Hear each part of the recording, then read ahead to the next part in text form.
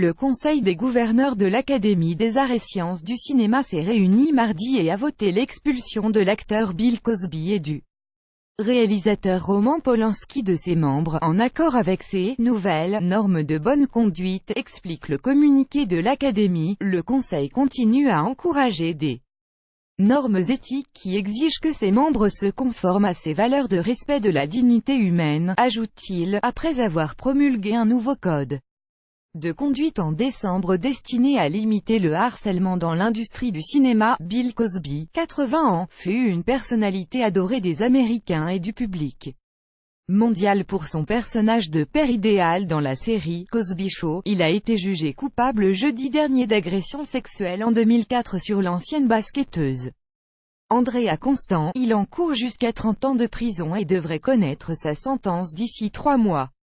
Des dizaines d'autres femmes l'ont accusé de les avoir abusées pour des faits remontant parfois à plus de 30 ans. L'acteur, producteur et comique a déjà été exclu de l'Académie de la télévision, et d'autres institutions comme l'université de Yale ou celle de Temple, où a étudié Cosby, ont aussi annulé des distinctions honoraires qui lui avaient été décernées. Le procès de Bill Cosby et la première d'une star depuis l'éclosion de l'affaire Weinstein et les débats du mouvement sexuel. Camille Cosby, épouse de l'ex-vedette depuis plus de 50 ans, continue à défendre son mari et a déclaré dans un communiqué jeudi qu'il était victime d'une justice de la meute. En 1977, le cinéaste polonais Roman Polanski avait été reconnu coupable de détournement de mineurs pour avoir eu des relations sexuelles illégales avec Samantha Geimer, alors âgée de 13 ans. Ce seul chef d'accusation retenu était le résultat d'un accord amiable, après que Polanski eût été inculpé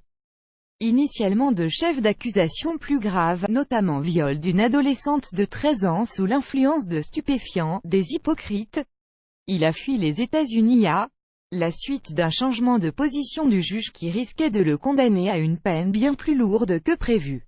Les procureurs américains cherchent toujours à le faire revenir dans le pays pour qu'il reçoive sa sentence. Sa victime Samantha Geimer, qui lui a depuis pardonné et demande l'arrêt des poursuites, a dénoncé une posture hypocrite sur son blog, à propos de l'Académie qui expulse un membre qui, il y a plus de 40 ans, a plaidé coupable pour un seul chef d'accusation et a purgé sa peine. C'est une mesure laide et cruelle qui sert les apparences, ça ne changeant rien la culture sexiste d'Hollywood aujourd'hui et montre simplement qu'ils dévoreraient les leurs pour survivre, a-t-elle ajouté. Début octobre, les révélations sur Harvey Weinstein, accusé d'avoir harcelé, agressé sexuellement ou violé une centaine de femmes dont des stars comme Ashley Judd, Gwyneth Paltrow ou Angelina Jolie, a provoqué une onde de choc dans le monde entier, et lancé le mouvement Hollywood, dont Kevin Spacey ou Dustin Hoffman. L'Académie des Oscars a expulsé en octobre Harvey Weinstein.